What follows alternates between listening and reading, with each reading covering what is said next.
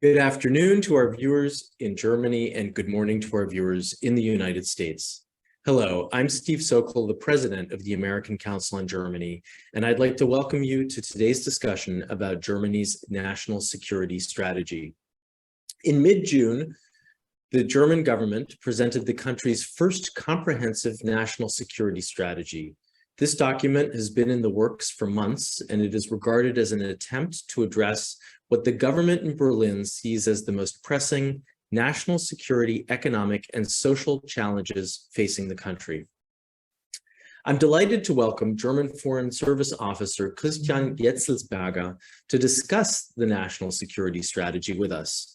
In addition to serving as the head of division for the United States, Canada, and the G7 Foreign Ministers track at the Federal Foreign Office in Berlin, he is also the deputy head of the task force responsible for crafting the national security strategy. Christian, it's great to see you. Herzlich willkommen. Thank you very much. I'm looking forward to the discussion. I'm looking forward to the discussion as well, and also to questions from our viewers. As I think everybody who's tuned in knows, the coalition government under Chancellor Olaf Scholz made a pledge to develop a national security strategy. But this pledge, in a sense, took on an even greater importance with the Russian invasion of Ukraine last February. And so I thought we could maybe start by having you outline for us in broad brushstrokes some of the major elements of the national security strategy and how they evolved as a result of the ongoing war. Yeah, thank you so much, Steve. So I think it's absolutely right that this document took on a much higher meaning than we had originally thought it would when the new incoming coalition government tasked us with coming up with Germany's first ever national security strategy in the coalition agreement, which was dated, I think, 8th of December 2021. And at that point, nobody hoped, or we all hoped that war in Ukraine could still be avoided. And I think many wouldn't believe that what was unfolding only 2 months later was really already in the works. So when Russia invaded Ukraine, or I should rather say fully invaded Ukraine in February of 2022, it became clear to us that this national security strategy would have to be a different one and would have to have a very different tonality. At the same time, we still felt bound by the coalition agreement, which had tasked us not only with writing the first ever national security strategy, but with coming up with a comprehensive national security strategy, as Steve already mentioned in the beginning. And so I think this is reflected in the text in the sense that we have basically three buzzwords, if you will, that are then fleshed out in three different chapters, in which we kind of define what security and integrated security actually means. And these keywords are robust, resilient, and sustainable.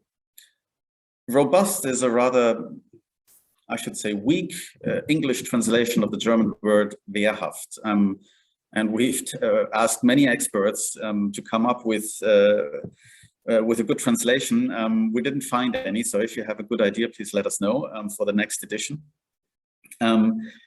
So Wehrhaftigkeit really means not only that we need to be more robust than we may have been in the past, but that also implies a willingness to take on the challenges that are ahead of us and the willingness to defend ourselves.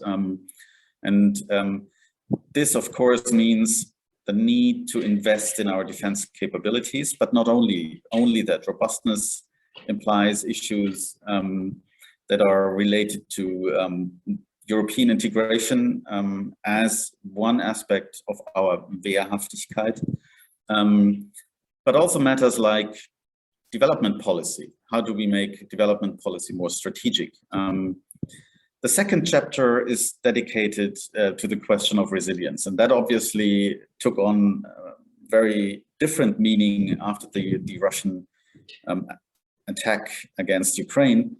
when we suddenly found out how dependent we were on Russian energy.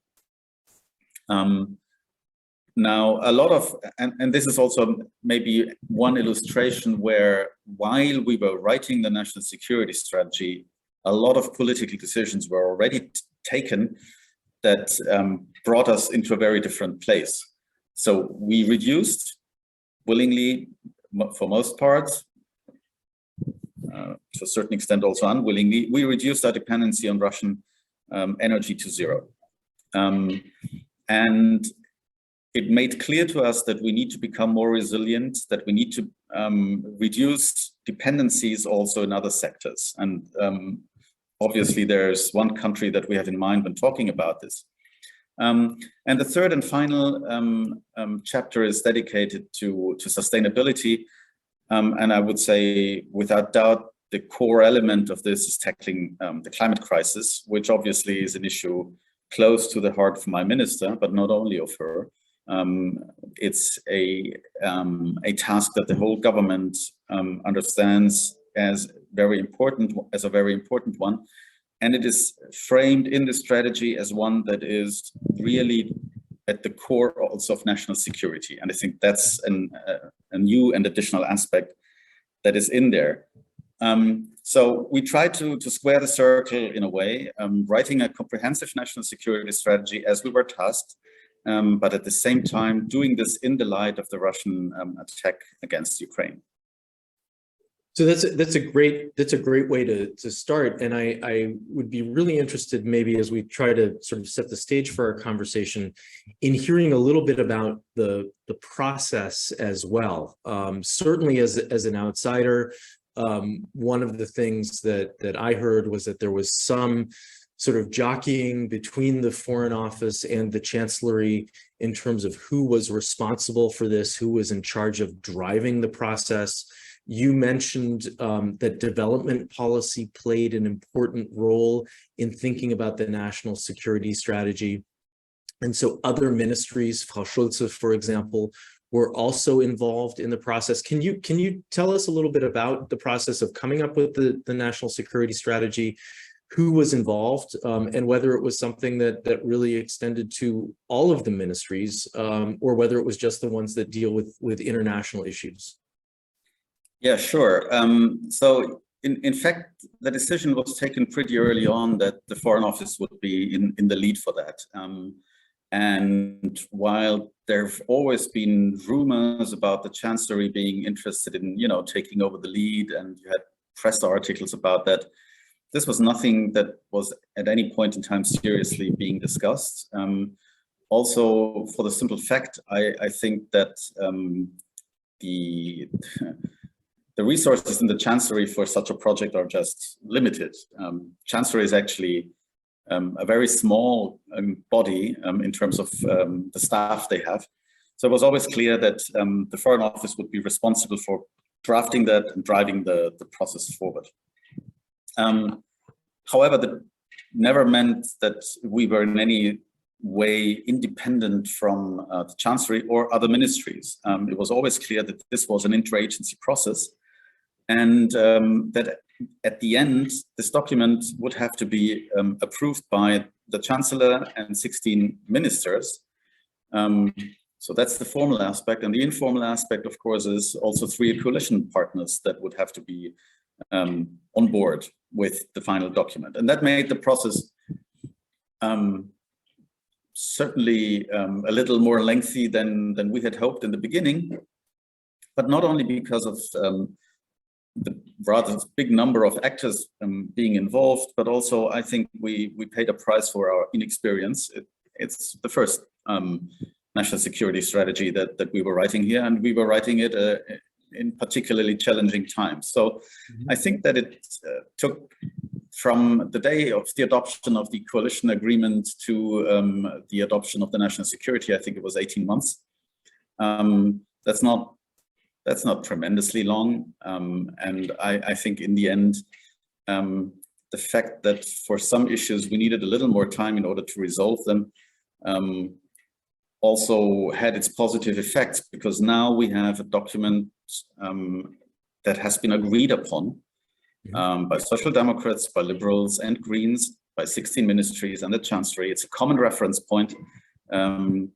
And we will always be able to point to a certain page in the document saying, this is what we agreed upon. And you really have to have very good reasons if you want to depart from that. So in the sense, the process was lengthy. Yes, it was cumbersome sometimes, but I think it was worth the effort. So you mentioned under sustainability, issues around climate, which of course are important to your minister and her party, right? The Green Party is very concerned about climate change. Other parts of the governing coalition are as well. But one of the other things that was introduced by this government and by your minister was this notion of a feminist foreign policy. Can you talk a little bit about how some of these more green tenets of focusing on climate change, but also focusing on a more holistic foreign policy through this feminist foreign policy have sort of helped shape the national security strategy?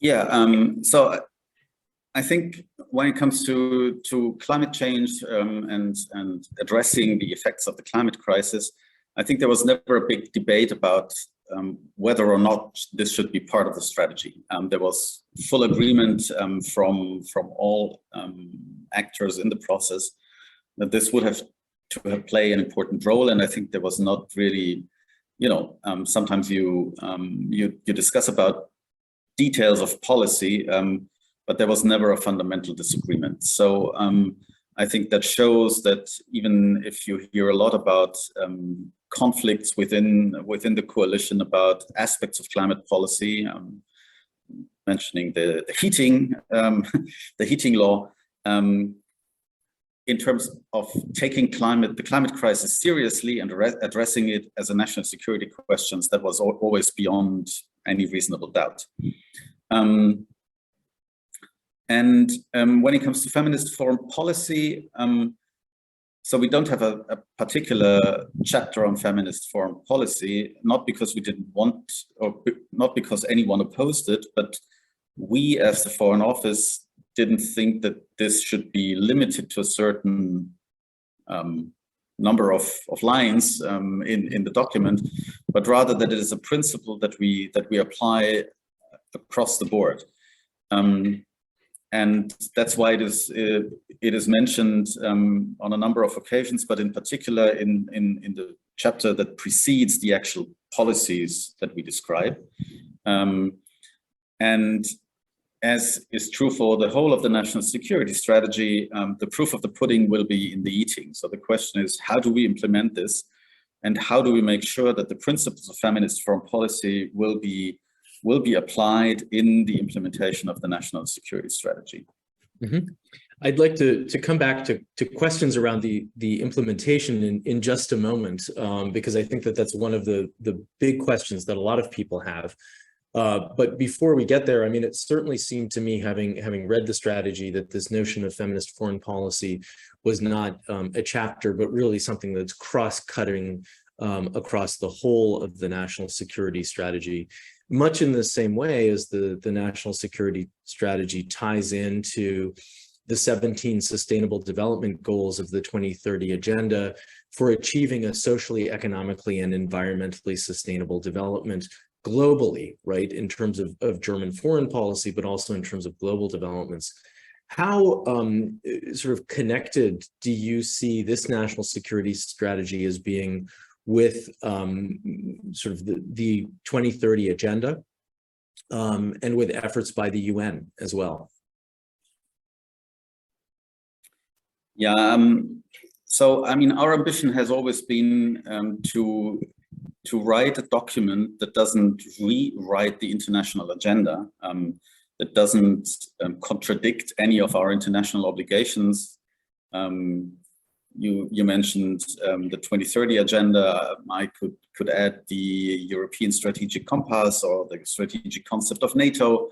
But the idea was to add a German national perspective to that. I mean, these are all international documents that we as Germany have subscribed to. So there's not necessarily a need to say everything again, but there is a need to say what our contribution is and what our particular German perspective on these issues is. And that has been the ambition of our ambition when we were drafting this strategy. And I would leave it to others to judge whether we've been successful in doing that. So one of our viewers is interested in the notion of strategic autonomy and is curious how what you described as integrated security might mean less strategic autonomy and what this might look like moving forward. Thank you for the question. I suppose the viewer is referring to European strategic autonomy. Yes. And so if I'm not entirely mistaken, we're not using these two words as a fixed expression, strategic autonomy, because we've had the feeling that it gives rise to a lot of misinterpretations and opens up the spectrum for very different views. I think what we are trying to make clear is that we as Germany, but also Germany within the European Union, needs to be able to preserve its freedom of maneuver, or if you will, sovereignty. So we need to be able to act without being influenced by dependencies that are one-sided and dependencies that limit our ability to shape things. In that sense, I don't see a contradiction really. I think our ambition is clear, and the realization that the dependencies that may have existed or may still exist can be problematic is also there. In that sense, I think we are fully committed to an agenda where the European Union as such is autonomous in the way or in the sense that it is able to defend the interests of the Union and its member states against foreign interference, against using dependencies to limit our freedom of action. So, one of the elements of this, of course, is defense spending as well. And the same viewer is curious whether, going in this direction of integrated security might mean that Germany will increase its spending on the procurement of arms from the United States and thereby spend less on weapons that are developed at home or within the European Union, and is curious what you think about that. I think the question has come up on several occasions, and it's not necessarily only related to the security strategy, but also the implementation of the so-called Sondervermögen, or the special fund for the Bundeswehr. And many have noticed that, in fact, what we are doing is buying quite a lot of stuff off the shelf, if you will, and very often from our American friends. Now, I would say this is due to the fact that, as you all know, the Bundeswehr has been dramatically underfunded for many years.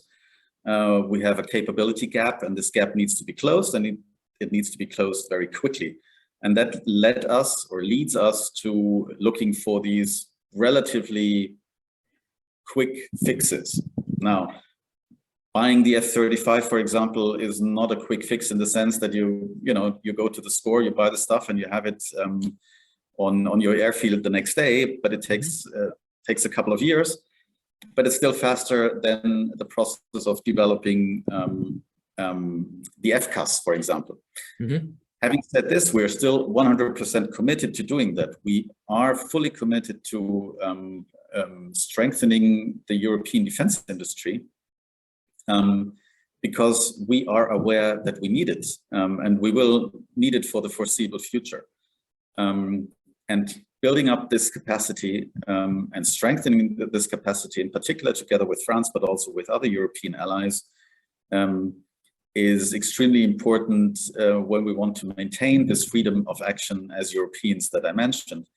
But the other side of the coin is that we are not seeing, we don't see any contradiction between that European effort of strengthening our defense industry and building up European capacities and capabilities, and the NATO side of it, which is also the transatlantic side of it. We are fully committed to NATO. NATO is the core element of European territorial defense and deterrence. That is 100% clear. We are 100% committed to that. And we shouldn't necessarily pursue a path that would, reduce interoperability between Europeans and Americans. I think that's in nobody's interest. So I think what we're trying to do here is striking a balance between the two. But we are absolutely committed to strengthening the European defense base. Mm-hmm. So, you obviously outlined that this new national security strategy is quite comprehensive and is forward-looking. In it, Berlin outlines some of its national interests, but there's been some criticism from the outside. Some have said it's not ambitious enough. Others have said it's too ambitious. It's a long list of good intentions, but it's hard to discern what some of the real priorities are, and to the point that you made before of sort of how this will be implemented. Can you share with us what some of the top priorities are within the framework of this new national security strategy? And then maybe we can talk a little bit about the implementation and, of course, the funding piece of it, which is also very important. Yeah, thanks for the question.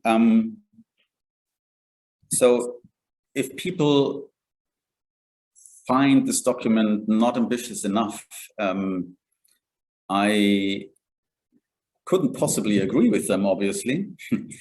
But the question is, what is your level of ambition when you set out in such an endeavor?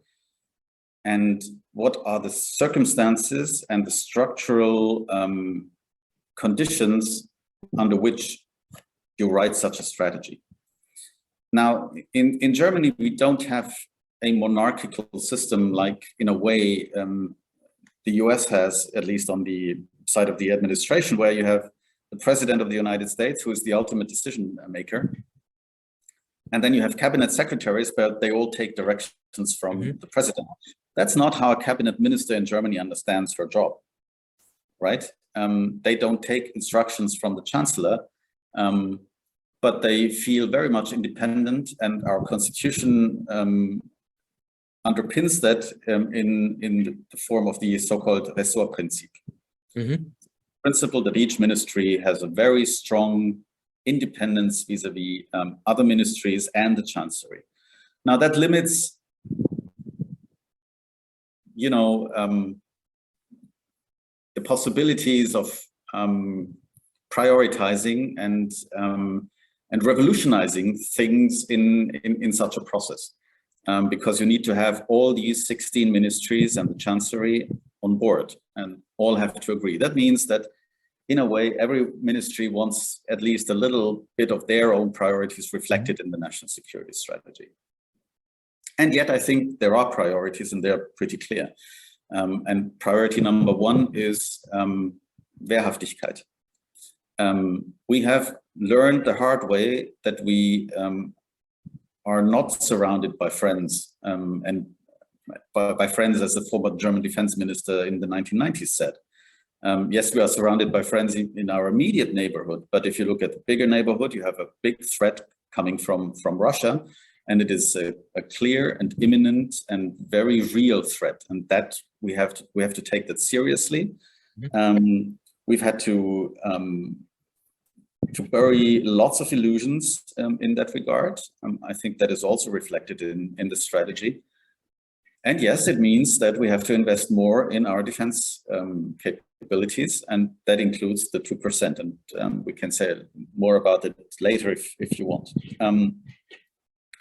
Another priority is certainly the reduction of dependencies, and that's spelled out in a number of chapters in the strategy. Again, a lesson that we learned the hard way in 2022. And that we need now to apply to different fields and possibly different countries on which we are, to a certain extent, dependent. And it will be a big task for the implementation to spell out very clearly what it really means and what dependencies are critical and problematic and how to go about that. And I think the third priority is climate. It's just possibly the most important task of mankind, humankind, in the 21st century that we have to tackle. And it has ramifications in all other fields. So I think if I want to find 3 top-line priorities, I would probably name these 3. No, I think that's a great response. You talked a little bit about defense spending and the role of the Bundeswehr, and one of our viewers is interested in learning more about the contribution by the Ministry of Defense and asks whether there's a significant difference between the new national security strategy of this government and the 2016 white paper on German security policy and the future of the Bundeswehr. So if you look at the white paper of 2016, it was actually, if you read it today, I think you would find it was a rather forward-looking and very realistic document, very clear-eyed about the risks. The problem with the 2016 white paper was a little bit that it was written towards the end of the legislature, and that there was not a real political will to draw the consequences in terms of real security policy. And in a way, it disappeared in the shelves. So I don't see a categorical difference between the first part of the white paper, which was kind of the analysis of the security environment, and our analysis today, with the exception that some of the risks that had been identified in 2016 are not risks anymore because they actually materialized. Mm-hmm. So we've had the Russian attack against Ukraine, and we have the direct threat from Russia. So the threat perception is a different one in 2023, just because risks, what was then a risk has now turned into reality, unfortunately. The national security strategy is more comprehensive than the white paper was ever meant to be, because it really focused on a certain aspect of security. It didn't leave the others outside entirely, but the focus was clearly on questions of, I would call it, classical security policy. Mm-hmm. The approach that we've taken in the national security strategy is broader. And what we don't have in the national security strategy is the second part of the white paper, which talks about the implications for the future of the Bundeswehr. This is something that the Ministry of Defense is going to do now. So they are going to do the work that they did in the white paper 2016 in translating that into the strategy documents for the Bundeswehr itself. In terms of the process, because I think that was part of the question, the MOD was very closely involved from the very beginning. They were part of the small group of ministries that formed the original club of ministries who consolidated the draft in the beginning. And it's been a very, very close and constructive relationship. So I can't talk too much about deliberations, but you would probably find that the Foreign Office and the Ministry of Defense were on the same side of the debates in 99% of the cases. So picking up on this, and you said we could come back to the 2% Gretchenfrage a little bit later in our conversation. Both Chancellor Scholz and his new defense minister have pledged a commitment to the 2% NATO goal. One of our viewers is curious as to why it says 2% on average in the national security strategy. It's a very good question. So as you may imagine, this was one of the most difficult phrases that we had to come up with in the whole document, because the debate about the 2% has traditionally been very much politicized in Germany, and you have people coming from very different angles looking at that. We said on average because we have to calculate with the 100 billion special fund. And as you will be aware, I mean, spending 100 billion euros is not something that you do within a couple of weeks. It takes a while until the money is actually flowing. And this is why in 2023, we will not meet the 2% goal, most probably. But we are very confident that we will meet it in 2024 and 25. And then the average is that during the years of this legislature, we will be able to say, on average, we met the 2% goal. And I think that was already the reasoning behind the construction of the Sondervermögen. Mm-hmm. So this is not entirely new. It was already in the law that established the special fund. I think the really interesting question is what is going to happen when the special fund is depleted, when we spent all the 100 billion, and how will we then be able to maintain the 2%, because that will mean that we have to increase our defense budget by something like 20 billion euros a year. Mm-hmm.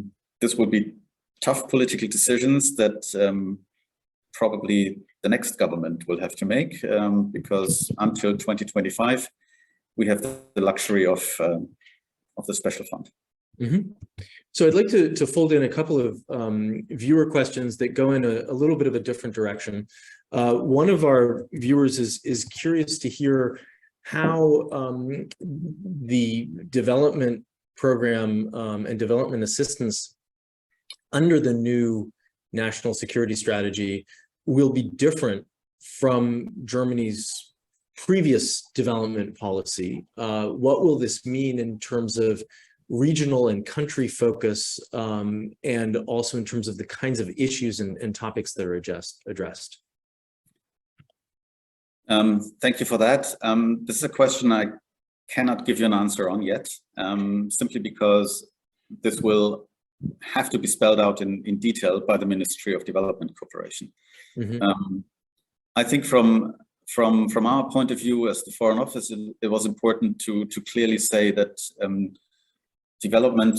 our development cooperation also follows a strategic paradigm in a certain way, and that our development policy also has to foster our national interests, and thereby make a contribution to defending our national security. Mm-hmm. Interestingly, there was never a big discussion about that. The Ministry of Development Cooperation was fully on board in that regard. Now, what this will mean in detail, and whether this will be reflected, or to what extent this will be reflected in country programs and certain project portfolios, is something that is in the responsibility of the Ministry of Development Cooperation in the first place, and will be subject to discussions of, dealing with the implementation of the strategy in general. But I think I need to ask you for a little bit of patience on this. No, that makes sense. I mean, some of these things take time to see how they are implemented. But another viewer is interested, along the same thread, in hearing whether there was a special focus on the African continent in the design of the national security strategy, and particularly how it relates to energy security. The viewer writes that Obviously, the Russian invasion has pushed Berlin, but other European capitals to think twice about energy dependence and to be a little bit more strategic through the sort of energy lens. Is there a new way of looking at Africa? So in the strategy itself, we decided on purpose not to include any regional chapters. You won't find a chapter on Africa, you won't find a chapter on Latin America, you won't find a lot about the Middle East, and you won't find a lot about the Indo-Pacific. You will find a couple of things about China and some minor references to other things, including Africa, but no geographic chapters. And that was a conscious decision because we didn't want to overburden this document. What we wanted to provide was general strategic guidelines that would apply across the board, and that will then have to be translated into regional strategies or guidelines that have to be written, or that already exist and then have to be adapted in the light of the new national security strategy, as is the case with Africa, where we actually do have a strategy. Now, energy, I wouldn't limit it to Africa. I mean, it has become abundantly clear that we were overly dependent on Russia, that decisions had been taken in the past that had a detrimental effect on our national security. As our minister once said, it's not the case that Russian energy was cheap. It's just that the costs are coming now and didn't come at the time when we bought Russian energy. So we are paying the price now. And obviously, the lesson that we've learned is we have to diversify our sources. That means, in the first place, strengthening renewables, because that is something where we have no dependencies really. But until we get there, and also then after we get there, we will still need imports, be it of natural gas at the moment, or oil, or hopefully green hydrogen in the future. And I think that is in the works already. You can see the Chancellor, the Foreign Minister, the Minister of Economy traveling around the world and trying to build up new partnerships. And that's not limited to energy. Energy is a good example, and it's an important example, but it's not the only one. I think the events since February 24th of last year have shown us that our current partnerships, our alliances, the European Union are extremely important. The G7, I should also mention, where we are together with like-minded countries and organizations who share our view and who are, let's say, our natural partners. But we need partners beyond that. We need partnerships with countries in Africa, in Latin America, in Asia, that may not necessarily share our worldview 100%, but who have important contributions to make. And we want to devote particular energy to building up these partnerships with countries across the globe, without expecting from them that they assume 100% of our talking points or adopt all of our values. The only precondition, I would say, and that's also spelled out in the document, the only precondition for cooperation is that they have to subscribe to an international order based on the rule of law, the Charter of the United Nations, and fundamental universal human rights. Yeah. That's it. So you mentioned earlier that there was very little focus on specific regions and specific challenges, but you did say that China is mentioned here and there, and you alluded to China earlier in our conversation. Later this week, I think as soon as tomorrow, the China strategy is supposed to be released as well. And several of our viewers have questions specifically focused on China. You mentioned China earlier in terms of possible lessons learned when it comes to dependence on Russian energy and how that might be applied to other countries, China specifically. One of our viewers is curious how the China strategy fits into the national security strategy and whether the two complement each other. Another one of our viewers would like to know what fundamental changes you anticipate in the German position toward China and how that fits with the national security strategy. Yeah, so I think, as I said, an interagency process doesn't necessarily lead to revolutions, but it leads to adaptations. And the same is probably true for our policy vis-a-vis China. You all know the holy trinity of China policy, I would call it, which is China as a partner, a competitor, and a systemic rival. You find it again in our national security strategy, and you will also find it again in the China strategy. But in the security strategy, we say elements of competition and systemic rivalry have gained in importance. While we still want to be partners with China, especially when it comes to dealing with global goods, we have to recognize that China has changed. And that means we have to change as well. We have to change our China policy. And again, this is not going to be the big revolution, and we will not stop talking to China. We will not stop, economic interactions with China. But as Commission President von der Leyen said, we have to de-risk. And we've got a lot of cluster risks when it comes to China in terms of the export volumes, in terms of investments of German businesses, in terms of dependencies when it comes to raw materials, et cetera, et cetera. Now, this is all not going to happen overnight. It's going to be a long process. It's also going to be a difficult process because not all of these dependencies can be cut to zero overnight. Mm-hmm. And we won't be able to cut some of them forever, probably.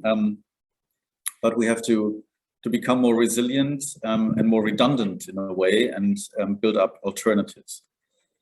And that's what I think the China strategy will spell out in greater detail than the national security strategy does, because this is the overarching document, right? This is an attempt at identifying all the challenges and risks that we are dealing with on a rather, high level of abstraction.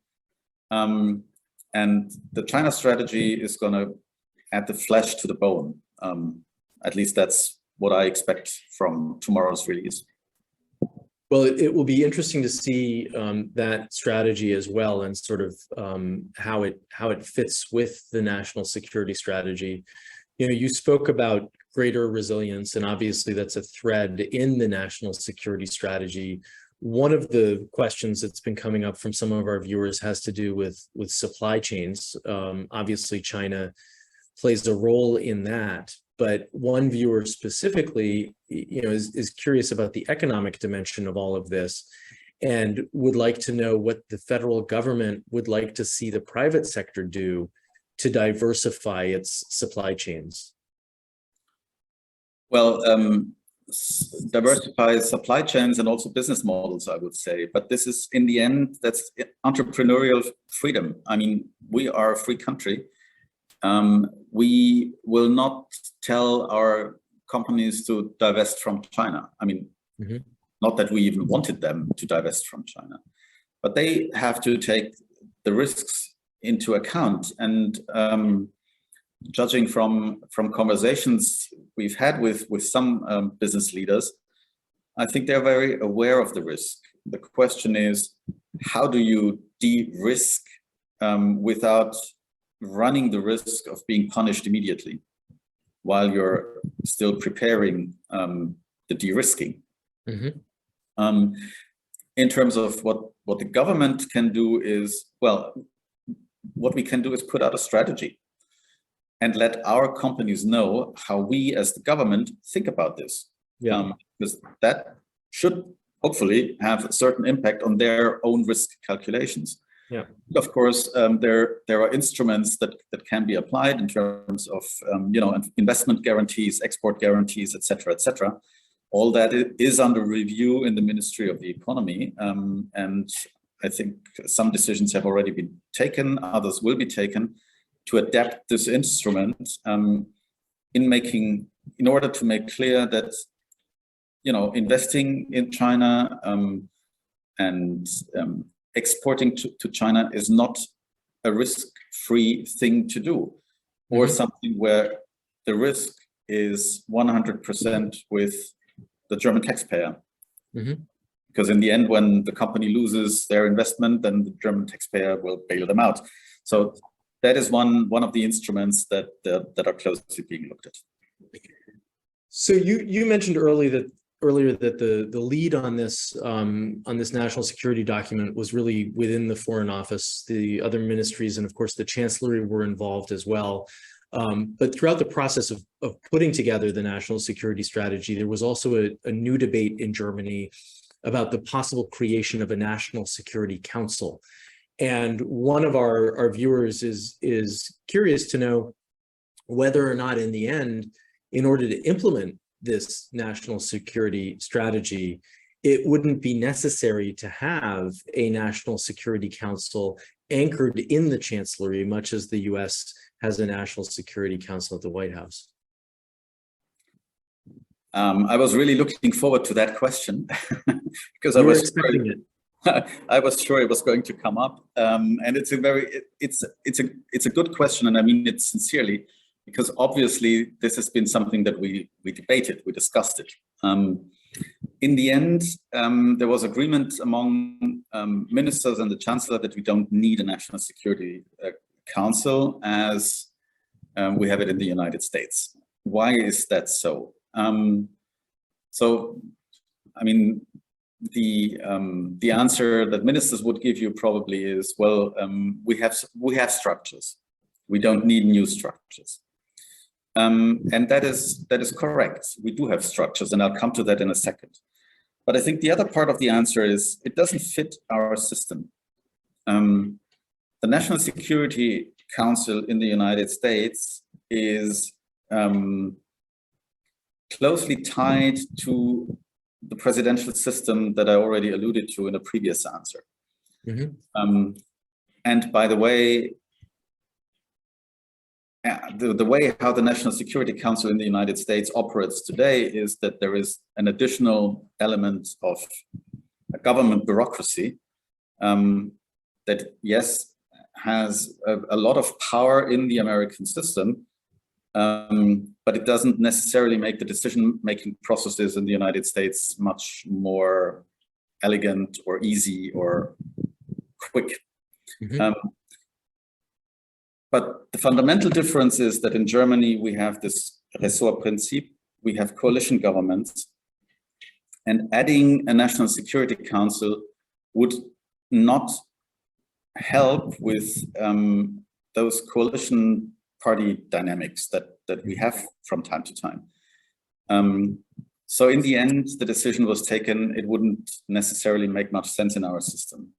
But as I said, we do have structures, and one of them is what is called the Federal Security Council, Bundessicherheitsrat, that exists. It currently deals with arms export control decisions almost exclusively, but it could also deal with different issues. So if the Chancellor and the ministers agree that there is a need to discuss matters of international security policy, they can do it.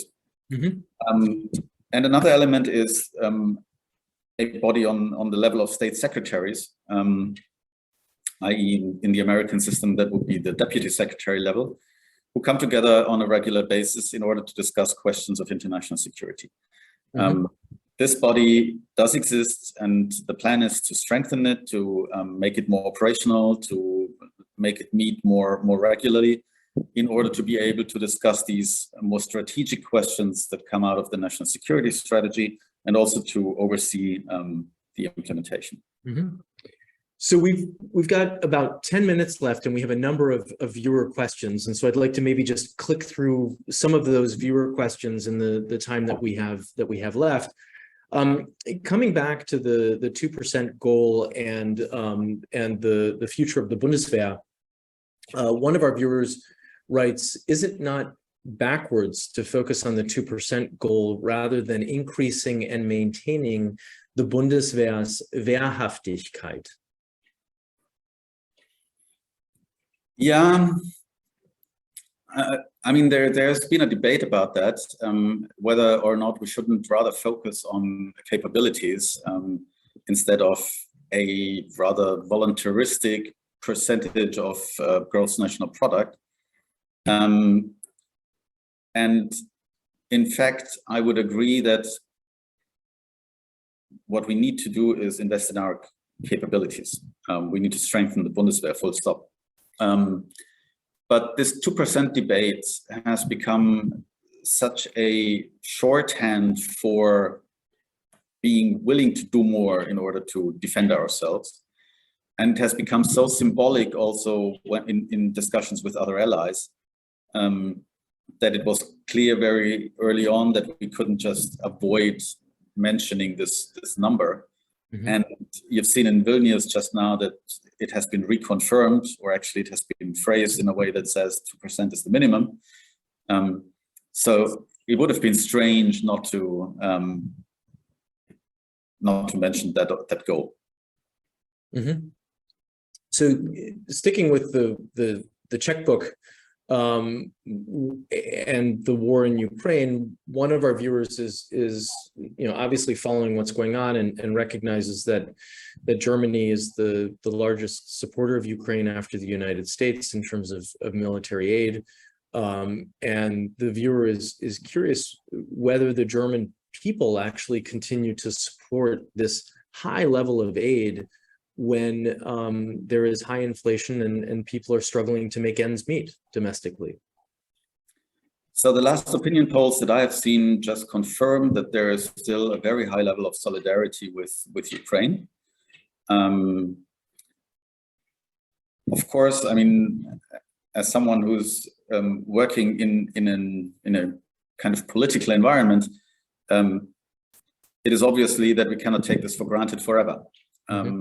So we'll have to make the case, our political class, but also us as experts on questions related to security, will have to make a convincing case why this is necessary and why this is not just trying to help other people in their plight, but it's also in our national interest. And I think we have very good arguments for that. But in general, I would assume that with inflation still relatively high, energy prices extremely high still in Germany. Of course, the public debate is getting more heated, and the question of where we spend our money, being, for example, is there a trade-off between social security and investment in the military? Mm-hmm. One can make the case that there is, and this will be tough political debates that are not over with the publication of a national security strategy. Mm-hmm.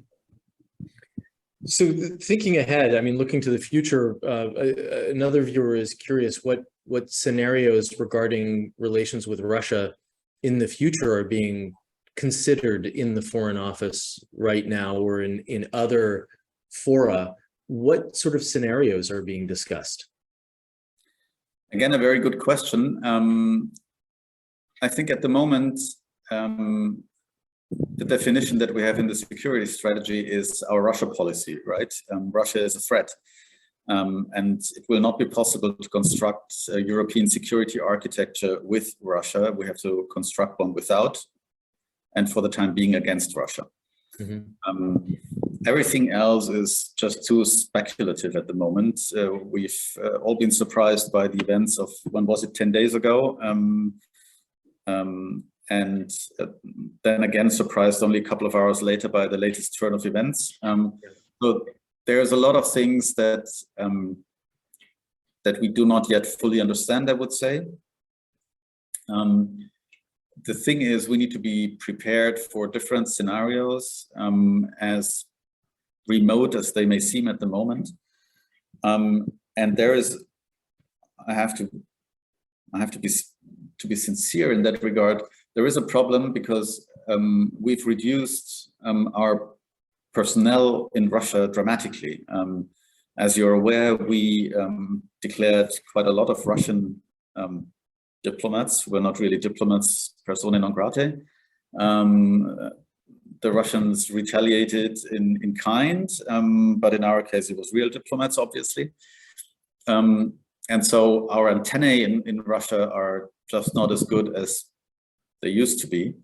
And that does, of course, create certain problems in understanding what is going on.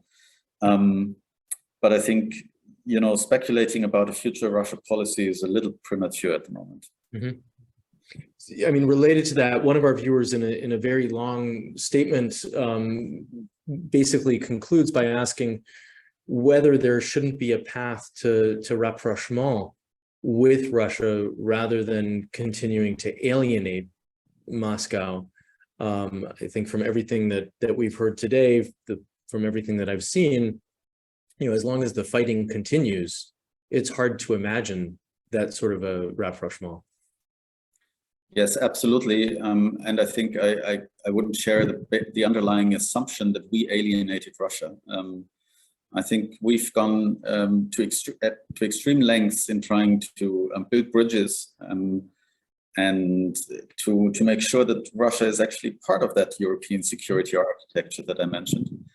And Germany has been harshly criticized for doing that for too long, and I would agree, we did it for too long. I don't think the effort was per se a waste of time, but be it as it may, we found out that Russia doesn't want to walk over the bridges that we were trying to build. Mm-hmm. We have to take that into account with a lot of regret, but that's where we stand, and there is no basis for any rapprochement with Russia for the time being. Russia would have to change fundamentally. Christian, there are a number of questions that deal with substantive issues and sort of a curiosity about the degree to which topics like migration or cybersecurity and cyber threats factored in the national security strategy and what Berlin's position is on that. But I'd like to close with what I think is a great viewer question, which is, you know, what as you reflect on the national security strategy, what are the 2 or maybe 3 policy issues that were overlooked in the security strategy or sort of under the radar of the security strategy, but that should receive more attention by the general public? What are sort of the issues to watch that maybe were not front and center in this document? Again, a very good question. I think, you know, if I would now point to one issue that we overlooked, then we wouldn't have done our job diligently enough. But we certainly did overlook things. Probably I'm the wrong person to ask this question, but if I would have to mention maybe 2 issues that I think would need more attention from the general public, or 3, let's take 3 because 3 is always a nice number. One is the technological revolution and its implications for our security. Take artificial intelligence. So I think we mentioned it in the document, but it certainly is not front and center. And I think I must personally admit that I don't really grasp the extent to which this will change our lives, but I have the hunch that it will change our lives fundamentally. And this will have huge repercussions on the way we live and on the way international relations work. And that will be a huge challenge for the next decades. Mm-hmm. Second is climate change. That is front and center in the national security strategy, but I think we continue to underestimate the extent to which this will shape our environment, our security environment in the decades to come. And again, we don't have good answers because the challenge is just so huge that it's difficult to find satisfactory answers to that. And the third is, and that is again very much at the center of the national security strategy, but not necessarily in people's hearts and minds.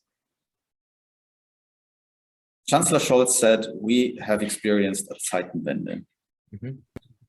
And on 27th of February last year, when he said these words, everyone realized that he was right, but everyone basically tied it to the Russian war of aggression against Ukraine.